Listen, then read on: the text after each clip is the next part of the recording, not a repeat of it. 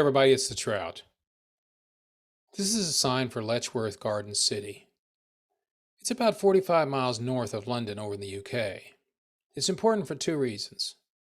Number one, and here's an answer for a trivia question for you.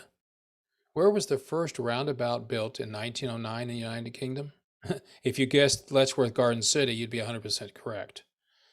But for today's episode, it's important for one guy, and that's Dr. Nick Hartell. Dr. Hartell, a scientist, a biologist, professor, was eliminated from his job after decades during the COVID crisis. Or as they like to say in the UK, he became redundant. So what does a guy do with his time after he's done so much to help people? Well, he does what he always wanted to do, and that is build custom guitars. And in this episode of KT and The Trout, we talked to Dr. Hartell about how he builds them, why he builds them, and how great they are. And you should stay tuned for that because that's next on KT and The Trout.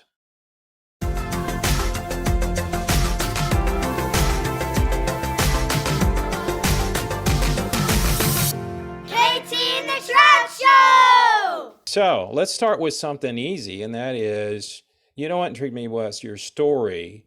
Are there other Luthers out there, guitar manufacturers? Sure there are, but yours is the one that more intrigued me because of the fact of what you used to do. So, Right, yeah. have you been a guitar player your whole life? Let me ask you that question first. No, not my whole life. So I started out in music because my parents wanted me to play the violin at school, and Right. they bought me a violin, and I played it for a few years, and it was miserable for everybody. Everybody hated it. I've tried, I know. I mean, it's very hard to make a decent sound out of a violin. No. But I played it for a few years, but I didn't really like it, and I could tell my parents didn't like it too much either. But we had a guitar lying around the house. It was a really bad quality guitar, and the strings, it was not in tune. I think there were 6 strings on it. But in the summer holidays, so when schools were out over the summer, Right. there was really very little to do. I mean, I don't want to sound particularly old, but there wasn't very much on television in those days. During the day, Was that before TV, did you have BBC? What else did you have? 1 and 2? we had BBC, ITV. Yeah, It was really just 2 channels. Channel. I remember those days. Yeah. And they weren't on for the whole day. No. BBC turned up at maybe 6 o'clock in the evening. So there wasn't And the much to do. programming was wonderful, wasn't it? You remember the program? Oh yeah. Okay. But there was a program that was on. It was on BBC Two. So we had BBC One, BBC Two, and ITV. And on BBC Two they had a program. I think it was called "Hold Down a Chord," and this guy would appear for 30 minutes during the school holidays and just show you how to play a few chords. So I watched that and started getting interested in guitar and learned to play a few chords, and then eventually persuaded my dad to buy me an electric guitar. And I was probably about 12 or 13 years old. Right. And he bought me a Japanese guitar. Yeah. And it was a Les Paul copy. Yep. And it was a company called Hondo, I think. Yes, I've actually heard of them. I've heard of them. Yeah. Years and it ago, was, yeah. It was a pretty poor guitar. It might have been okay, but it was difficult to play. Strings were about that far above the fretboard. Probably the strings are that far, and and they were big as my hand because they didn't have 9s back then. It was all big. Strings, yeah. So it was really hard to play, but I persevered, and I really took to it. So I played quite a lot. Eventually, I got invited to be in a band. I was in 2 bands in my teens, both really boring. Unfortunately, I never got to play in a proper band. Well, let me stop you real quick. Let me stop you. Yeah. What was the music that was on at the time? What was the hot band at the time? The music that I liked at the time, I was getting into punk music, I suppose. Okay. All right. So I love the Stranglers, the Police. I liked that. Okay. But I didn't play any of that music. I joined a music center to get guitar lessons, and at the music center they had a big band, so they played all sorts of things like I'm just trying to think of old style American big band music. Oh, Was big it band. like Yeah, Joe sure. Yeah. Loss? Yeah.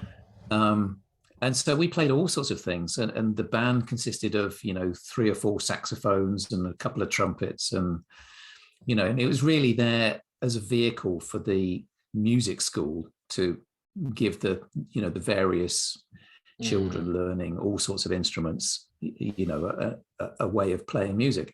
Right. So I played that, and we did play some quite good stuff. I remember one of my favorites was the theme from Shaft. That was really good. Did So you have a wah-wah pedal? I got my wah-wah pedal out. Yeah. Okay, good. So that was good. Anyway, so going back to guitars, I got my second guitar, which was also Japanese. It was an Aria Pro 2. Ari still, I think they're still around. I don't know if they are or not, but they were kind of popular in the 80s. I remember that. Yeah. That's right, yeah. And it was a really good guitar, good quality guitar, well made. And that made all the difference. I could suddenly play better, and I really enjoyed it. So that was my first foray into playing music with other people. And then we used to play all sorts of events. Occasionally we'd do things like weddings or functions, but we'd also play halls, local community halls and things like that. And did you get paid? No, we didn't get paid. We did it for the love of music. I got you. But later on, I got approached by an interesting man who said, "Would you like to come and play guitar in my band?" And I said, "Well, yeah, that'd be great." So he had a rehearsal for me because I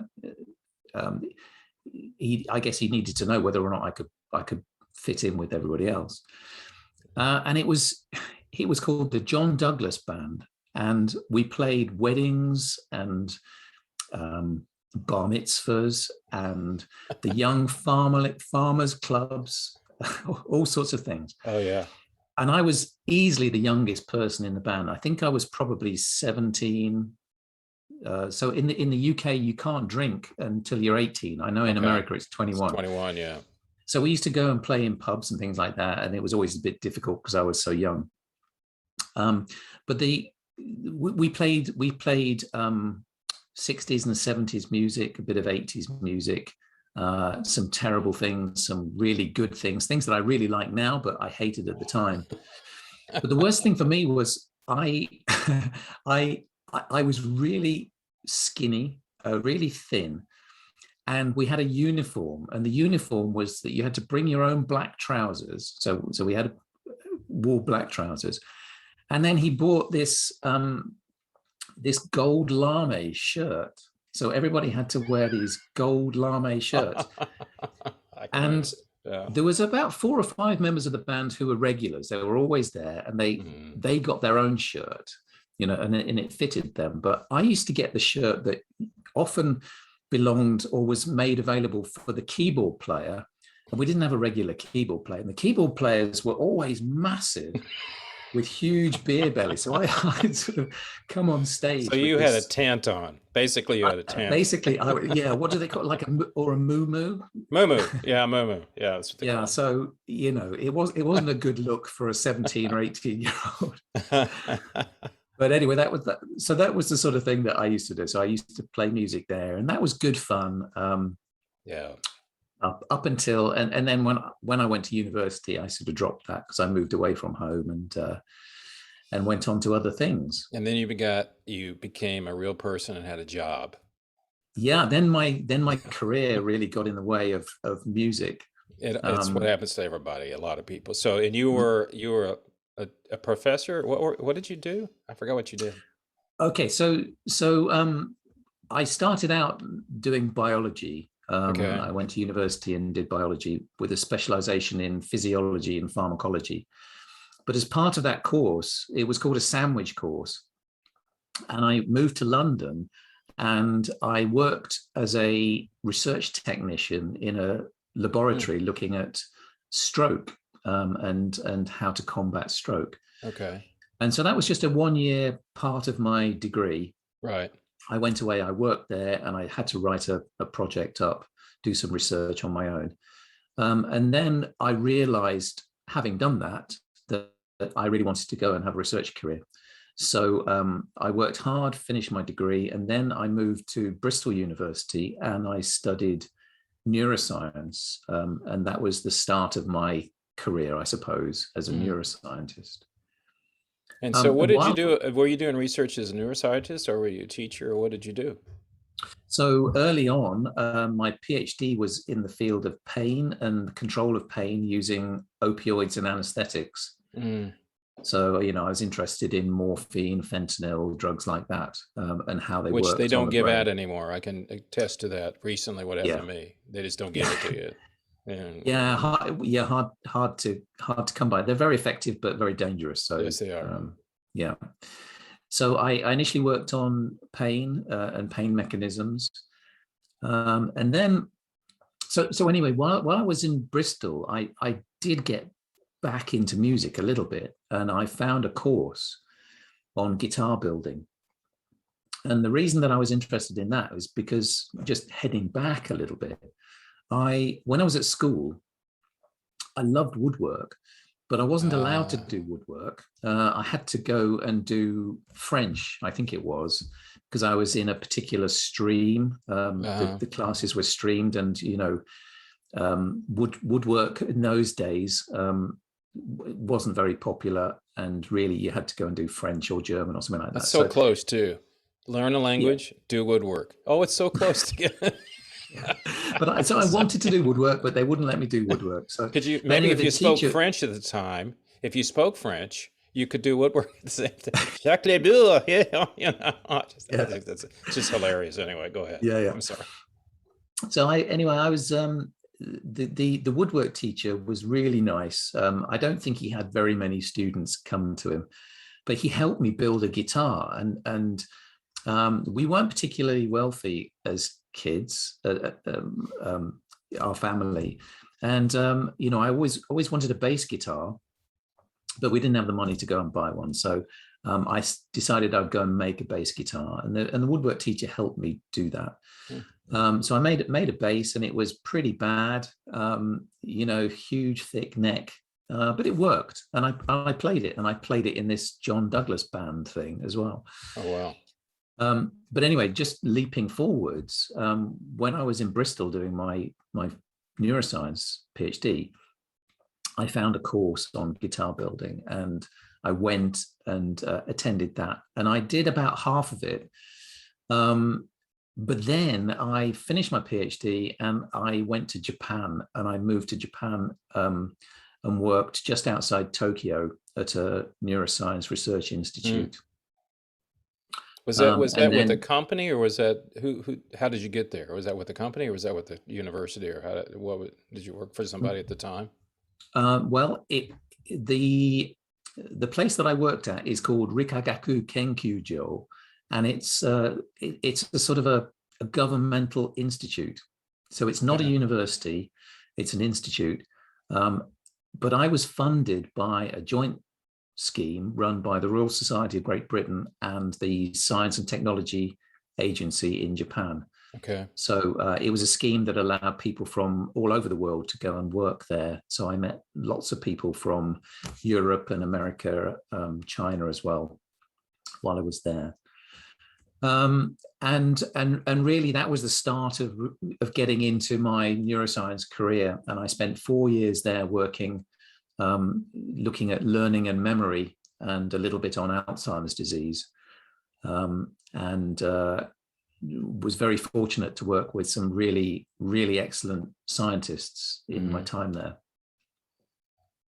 I managed to keep the music going a little bit, because one day I was walking home from the lab to my flat, and I saw this guy on the side of the street with a stall, and he was selling all sorts of junk, including some sort of black Fender Stratocaster that somebody had destroyed by chopping off one of the horns. I think they were trying to turn it into a Telecaster or something.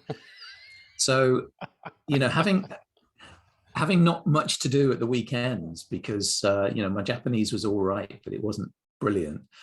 I decided I'd embark on a project, and so I stripped the guitar down and tried to turn it into something else, and went back to the guitar making Right. whilst working over in Japan. And then you did that, and then one day you said, "I'm going to do this all the time." I mean, you went from Well, doing that. yeah, I mean there was sort of 20 odd years in between, Yeah, I but knew that. Yeah, obviously, yeah. yeah. Yeah, well, the difference really, I think, it started with lockdown, with the COVID lockdown. That's right. I remember you saying that. Yeah. Yeah, I was at a university in the Midlands in the UK, and we were all sent home around about, was it March 2019, March Yeah, March 2020? 2020. We all remember that day. Yeah, the Yeah, month. Yeah, yeah, yeah. so we were sent home and working from home, So you Zoom you were meetings. working at the time. Obviously, you were working at the time. I was working, yeah, yeah. Okay. So And I they was sent you home because of COVID, and you're doing Zoom stuff. Okay, gotcha. Right. yeah, so I was a full professor of neuroscience, and had quite a big lab running a biggish lab. But we were all sent home. We had to stop researching and just concentrate on teaching because the students at the university needed to be taught. Research really wasn't possible because we weren't allowed in the labs except for emergency sort of work. Hmm. So that really started to cause me to reevaluate things because I quite enjoyed being at home. When I was working, I was actually living away from home. I had a flat in the Midlands. So, I was working away during the week and coming home the weekends. Now, And I mean, home is where you are now, the town home you is live where I in. am now. So Okay. I'm And just how north far of is the London. Midlands away from where you are now? It's a 2 hour drive. Oh, okay. Right. So Because yeah, in the where you're UK, that's located, you're huge. north of London, right? In a Just small, north of London, yeah, yeah, that's what I thought. I looked it up to see, yeah, because it's a small yeah, community, yeah. yeah. And for us, a 2 hour drive is quite a thing. So you went home, you said, okay, I'm going to do something, but then you like being at home and you said, I'm going to go back to making guitars. Yeah. So I started out really just doing my normal day job, working, mostly teaching. But now I had a bit of time in the evenings and weekends to get back to building guitars. So I set myself up in my garage. I've got a big garage. So I turned it into a workshop and started making guitars.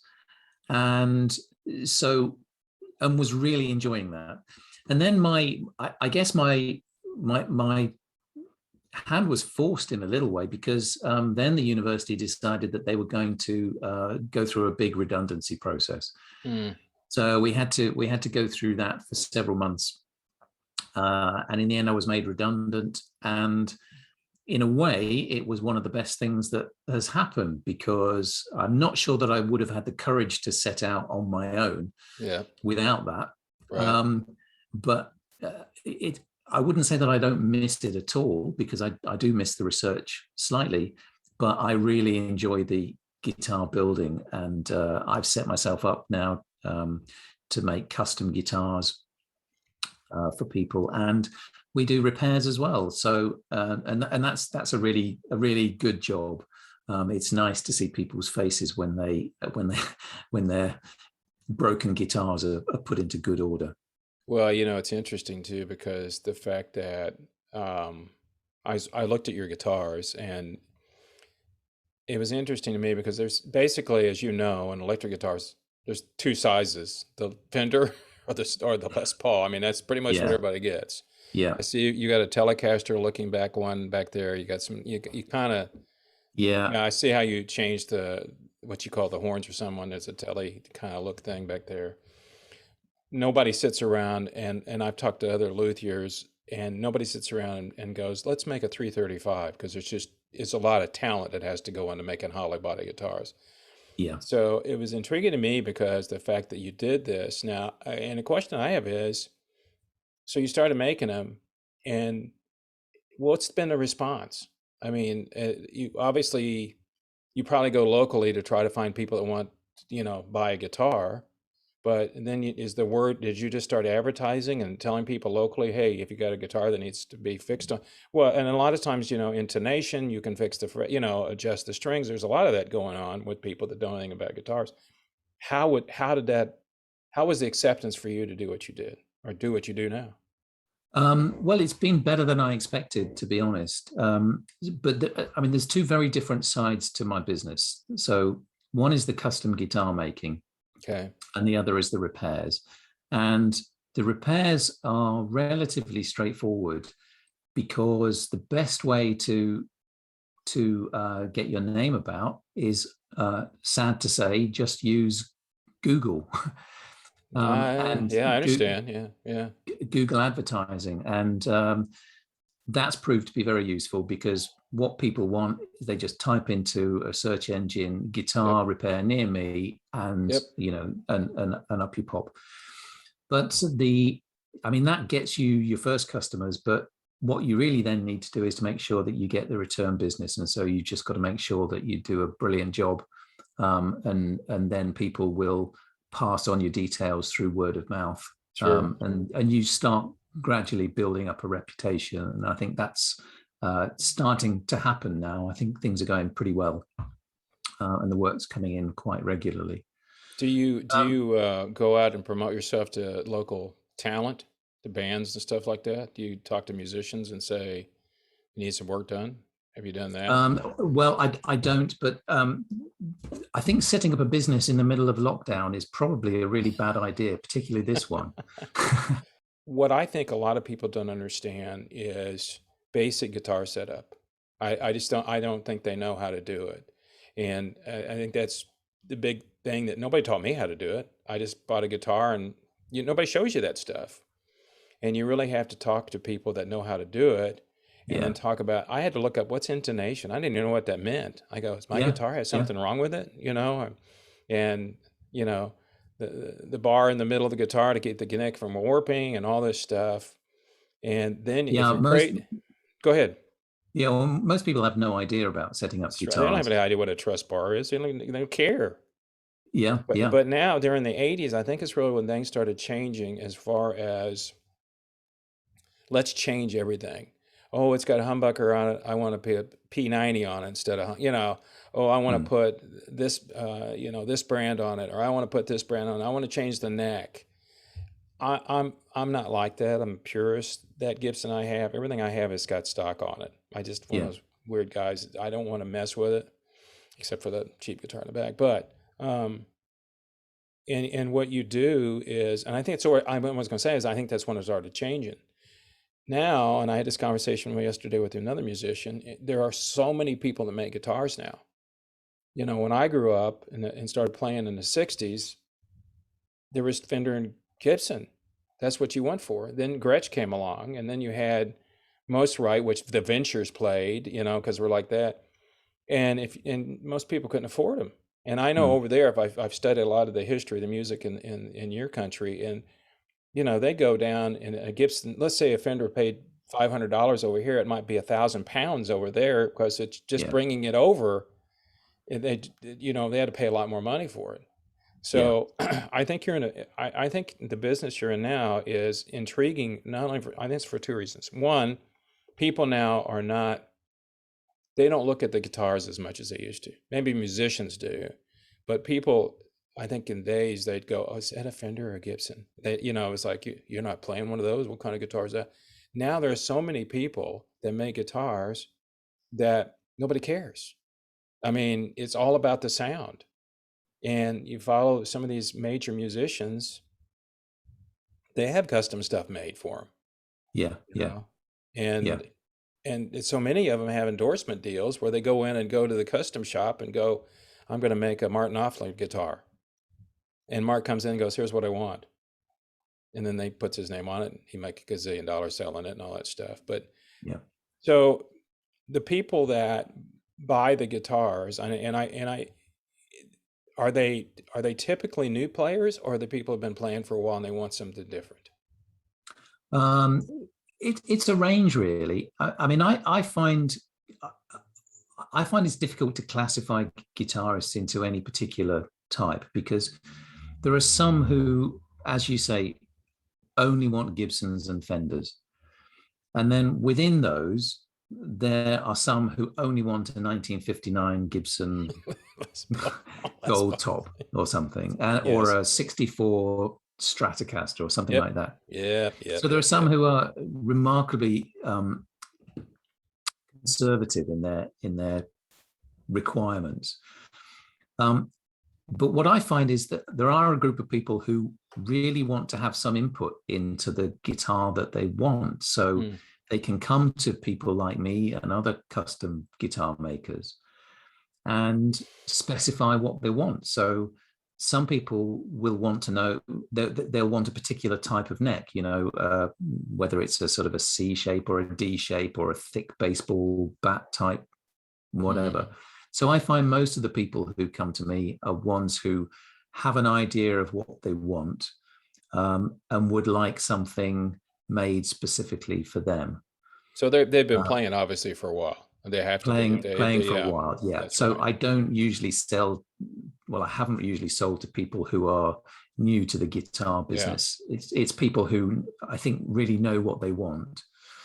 One of the things that I'm doing at the moment, I'm just starting to make a new style of guitar, because the things. So just sort of pointing to some of these, the guitars that are disappointingly most popular are Telecasters. So now Telecasters are, I mean, they're a bit boring to make, because they are. There's not much to them. They're not much. There's not much to them. No, they're just slab flat of wood and yeah. But people really like them, and I think they quite like the sort of the fancy wood that I tend to use. Which so looks good. These sell reasonably well. The ones that I really enjoy making are sort of the more complicated ones, and these are ones which are based on Rick Turner's design. Are you familiar with a guitar that he built for Lindsey Buckingham called the Model 1? Yes, I am. Yeah. So he made that, and it was a really interesting project, learning how to make that sort of guitar, right? Because you build it in two halves and sandwich them together. So the front and the back are radiused, and the theory behind it, whether it's true or not, I don't know. The theory behind it is that the two halves resonate well together to give you better sustain. I don't know if that's true or not, but the guitars sound really good. But what I really enjoy doing is making guitars like this, which use those sorts of techniques, right? But start to look a little bit Telecaster-ish, or Telecaster, it's always interesting to me about people who play Telecasters. Prince played a Telecaster all the time. Yeah. And I always thought that was interesting. Of all the guitars and his sound, I thought he plays a Telecaster. But more of the guys that I grew up watching, Jeff Beck, Jimmy Page, Eric Clapton, who still keeps going. These guys can't stop. It's like they're gonna die with a guitar on their neck. And Keith Richards plays the Telecaster, lot. Yeah. Well, they're very versatile guitars. You can get quite a lot of different sounds out of them. So you know what you make, I think, is interesting for me, because I see the one that's is that one it's got the F hole on it. Is that semi-hollow body, or is that just cut out, the F hole's cut out? Which one? This one? The blue one over on the other side. Oh yeah. It's chambered. It's sort of semi-hollow, but it's really just chambered. So tell me how you do that. I'm just, when you say chambered. It's quite straightforward. You just build the guitar in two parts. So you have it has a mahogany back, and then you can route out the chambers inside, and then you put a maple cap over the top. So it's very straightforward. I've never tried to make an arch top guitar or anything like that. I think these are things I would like to do in the future, but they're very, very difficult to do well. I think it's not too difficult to knock one up, but to do it well is a very difficult process. Well, I'm interested because of what you were doing and how you changed your career, so to speak. And one thing I found about talking to people in the music, a lot of people I talk to are guitarists, but they started at an early age, either were into music early or started. I was 12 when I picked up my first guitar. Yeah. And that's been over 50 years ago. I won't go any further than that. But anyway, and it never lost. That never left them. They somehow maintain they want to play, and it doesn't matter where the person is that is a musician I talk to. It's always the kind of the same thing, that this virus gets into you that you can't get rid of. And if you got it, you understand it. If you don't got it, you don't understand it. I mean, look at you. You're a doctor, a professor, a PhD, but what do you like doing? You like building guitars. Those they don't even go together, but in a way they do, because building a guitar take time, and it's methodology, and it takes time and effort, and to make it right. And I was going to ask you this question: do you have trouble getting materials? I mean, yeah, a little bit. I mean, rosewood is not that easy to come by anymore. I think some of it now that's got that Les Paul should had an ebony fingerboard on it, and of course I think the guitar's all made out of mahogany. But some of the raw, I mean, is it hard to find, or do you have to wait a long time to get it? It's difficult to find, and there are two reasons for that. One is the use of exotic woods is sort of prohibited in places now, right? So you can't really transport it from one country to another. So that's one issue. But we left the European Union, as you probably remember. Yeah, I know all about that. Yeah, so this was not a smart move on our part. And I still buy my wood from Europe. I get it from Portugal. I've got a very good supplier, but it's just really hard now. We have to pay taxes now on the imports. I can buy wood from America as well, but again, we have the same problem with the importation. Import taxes. Yeah. So it's not impossible, but it's difficult. So yeah, things like ebony are a little bit hard to get. Standard woods like mahogany and maple, they're not too bad. Yeah. But the really exotic ones, yeah, people are now looking for different types of wood. Interestingly, I have some customers who only want to use sustainable wood, which is got to be hard to find, even more difficult, I would assume. Yeah, and I've just done a project for somebody who's using an upcycled guitar. So he bought a body. It looks as if it was made out of I don't know, almost like a chopping board or something. Yeah. It's come out really well. So I made a neck for him and things like that. So we get some interesting projects doing that. Well, you got a great website, and I think and the fact that you do the YouTube or Instagram. I think you're on Instagram a lot, where you're putting stuff up there. Yeah, it's actually one of your earlier questions was, how do you get your business going? And I think one of the answers I wish I'd said at the time was that you really have to invest a lot of time in Instagram. YouTube I find quite difficult because editing the videos, as you'll know, takes a really long time. Getting things ready, there's a lot of overhead in doing that. Instagram's sort of almost instantaneous, which is quite nice. But you've got to be using things like Facebook and Instagram and all of these things to try to advertise your wares, and it's only through that people get to know you. Well, and I think and the great thing about, like, you put up videos, or you put stuff up on Instagram that's easy for people to follow. And I mean, you were doing some funky guitar the other day, and I watched it because you cut out something, and it was black, and it was interesting. I mean, it was just completely different. And if you're a musician, which there are a lot of musicians on there from all over the freaking world are on there. I got people follow me. I don't even know where they are most of the time. Yeah. A lot of them are. You can get in a situation where I think that you can be a bigger player, and one of the problems you may end up having is, well, I'm going to ask you this: how long does it take you? So if I want a Telecaster, and I say, okay, Nick, you're telling me it's X amount of dollars or pounds, yeah, and I go, okay, fine. How long is it going to take me to get that guitar? How long is it going to take you to make it on average? Well, it takes about 2 weeks to build a guitar, but with orders and everything, you've got to allow maybe 8 to 12 weeks because. So you're talking 3 months, 2 to 3 months. 3 months or so, yeah. 3 months, yeah. Okay, 3 months. So one of the problems you're going to run into, which I can tell you happened, and I'll tell you about another business that I work with, is you get real popular, you just can't make them fast enough.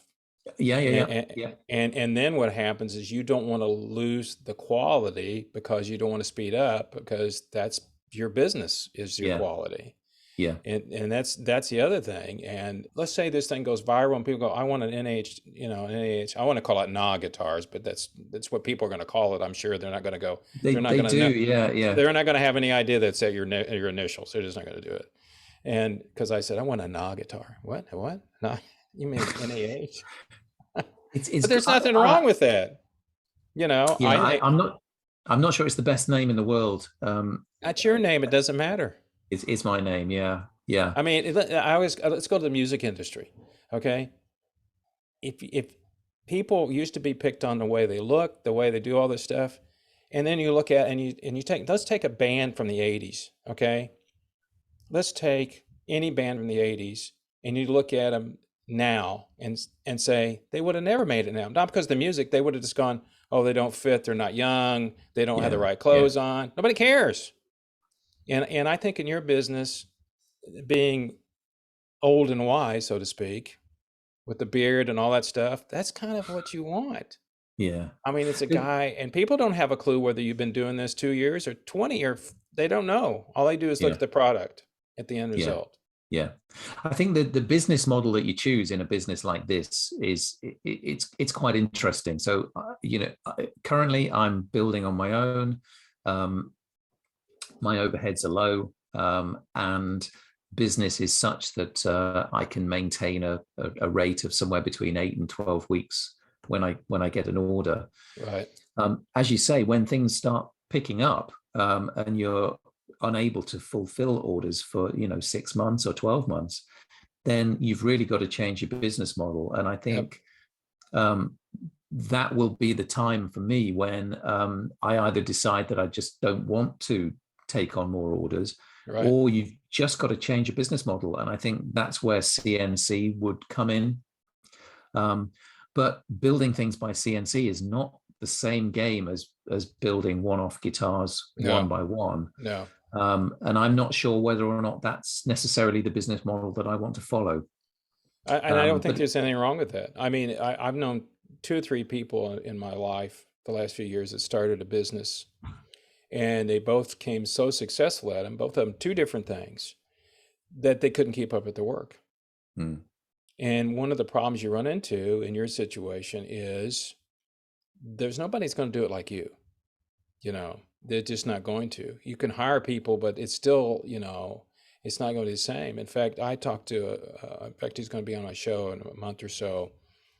He was making, him and his brother were making custom guitars, mostly acoustics. Okay, $7,000 a piece in America.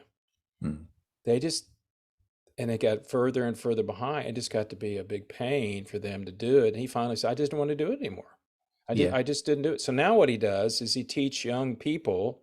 He works at a nonprofit here in America where he teaches young people, well, they're mostly older teenagers, early 20s, how to build a guitar, and they build a guitar in a week. yeah, And it's not finished, but it gives them a skill set that they can have. yeah, So yeah, I mean, old world craftsman is one of those things that I love to have, but when you're doing it like you know, it's one of those things that's like, okay, the worst thing can happen to me is I have more business I can handle. And yeah, then, like yeah, you yeah, said, it's like, do I just go, I'm sorry, it takes 6 months, you're just gonna have to wait for it. yeah. I think for me, what's really important is that I decided to go down this route of changing my career from neuroscientist to guitar builder because I really wanted to do it. And as soon as you find that you don't enjoy it anymore, Mm. then there's no point. Mm-mm. So, I don't know which direction I'm going to go in the future. If things expand, I might expand as well, but we'll have to see. But whatever I do, I think I'm going to make sure I enjoy it. There you I go. had a couple of interesting ones recently. So I was called by somebody who needed some urgent work on his guitar doing, and he's actually a musician working in London at the West End on one of the musicals. And his problem is that he's playing every night, and so he needed his guitar fixing. Yeah. And he gave me a 1.5 hour window to fix his guitar because he had to bring it to me, I think, on a Sunday morning at 9 So he did o'clock. he drove it up to give it to you. You didn't have to go down. Me. Okay, all right. Well, that's good. So he gave it to me, and oh, the dogs come to say hello. I have 3 on the other side. Yeah. So and then his mate had the same problem. So word of mouth out of curiosity, what did he have to have fixed? I'm just trying to remember what it was. I think it was an electronics problem. I think one of his pickups wasn't working. So oh no, the first one he wanted replacement pickups. What kind of guitar do you play? Do you remember what kind of guitar it was? It was a Telecaster. Okay.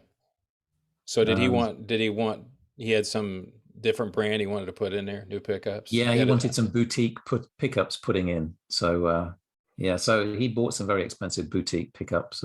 But Nick, that's where you get your business from, brother. I mean, that's really what happens. And when I know more people, it's obviously people over here are not going to want it. I know you got guitars on reverb and all that stuff, but it didn't cost it wasn't as much as I thought to get a guitar from you over here. It wasn't as expensive as I thought it was. No, it's not expensive at all. The other thing I'm really looking forward to is a couple of weeks we have something called the Guitar Show in the UK, which is like a tiny version of NAMM. Yeah. Do you call it NAMM? NAMM, yeah. NAMM, yeah. Yeah, it's in Vegas over here, yeah. Yeah, so that's going to be interesting. I'm looking forward to seeing. We have a big show in Dallas this weekend. You're not at a crossroads yet. I assume you would like to see more new business come to you, building new guitars. I would assume that's one of the things you're looking for, to build that up to. You're not the level you want to get at yet, correct? Yeah. I'd like to expand. So the most interesting part of my job is building new guitars, and ideally designing and helping people build guitars that they want input in designing with. So I'd really like to expand that part. The repairs are great because the income is good. It's steady income, but it does detract from the build time. So my preference would be to do fewer repairs and more builds. But I enjoy both sides of it. I really enjoy talking to customers and helping them make their guitars sound good. There's nothing better than getting a guitar that has been really badly set up and then doing it well, and then watching somebody's face when they play it and they realize, why I've been struggling with this for the last few years. But the other thing too is, even when I talk to Gibson, just like my 87 that I play, they're all different. Every one of them's handmade, so there's slight differences in all of them. Yeah. And we had rehearsal one night, and a friend of mine plays guitar. He says, "Can I play your guitar?" And I'm like, "Okay." And then he said, "Oh my God, this is great guitar." And I said, "Yeah, I know. But the next one in line may not have been as good. It's good, but it's just one of those." And so you're doing them. Even they're going to be slightly different, each one of them. And if you're lucky, you get the one that you go, "Okay, that's perfect for me." But I think you're also right. A lot of people don't know how to set up guitars. They get them. And one of the things I do like and I bought stuff out of Sweetwater here in the States, is my only other guitar I want to buy is a Fender White Stratocaster. I just want that because I saw Jimi Hendrix play when he was still alive. Because I grew up in the guitar era. I mean, you're in a different era now, but I think you're probably seeing it from your customer base. Yeah. So I really started when the pandemic was it's not over, but when lockdown was closing. Right. So I haven't seen it quite so much, but I'm told that the guitar business has done really well because everybody's been stuck at home and wanted to either buy new guitars or revive their guitars. So I think the guitar business, as your Gibson person said, has done really well. And I think you're and hopefully you'll continue to see that. I think we went through the Yeah. synthesizer era and all that stuff, and I know that most of the music that goes out now is electronic music. I mean, the industry's changed so much because people sit at home and record, but it's so much it's all sitting on your computer and doing everything. Nobody plays anything. And when you hear my music, I'll send you one of my tunes, but I play everything. I play the guitars. Yeah. The only thing that's not real is the drums. Yeah. They're real. They're recorded real. But everything else I play. The keyboards I play. Most everybody does everything else. They just download something and throw it together and things like that. Just going back to one of the things that you said earlier, as I think that guitars are making a bit of a comeback in modern music. I hear your dog talking, by the way. Sorry? I hear your dog. Is that your dog talking to you? Yeah, he wants his dinner. Yeah, it is time for dinner over there. Yeah. Yeah. So I think in current music, guitars are making a bit of a comeback. But the interesting thing is that I think younger people are perhaps less interested in the Gibsons and the Fenders, and they are more interested in slightly different things. But oddly enough, they want new things. They want new things that are relict and made to look vintage. So even then, people want something harking back to history. Well, it's funny because when we record, I came up through the analog era, and now everything's digital, and they have software to make your songs sound like they were recorded older. And I'm going like, why? I got through all that stuff. I don't want that.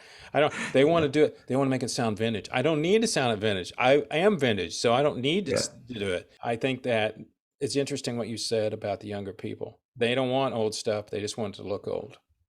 Yeah. Trying to break through the conservatism in the guitar world is an interesting problem.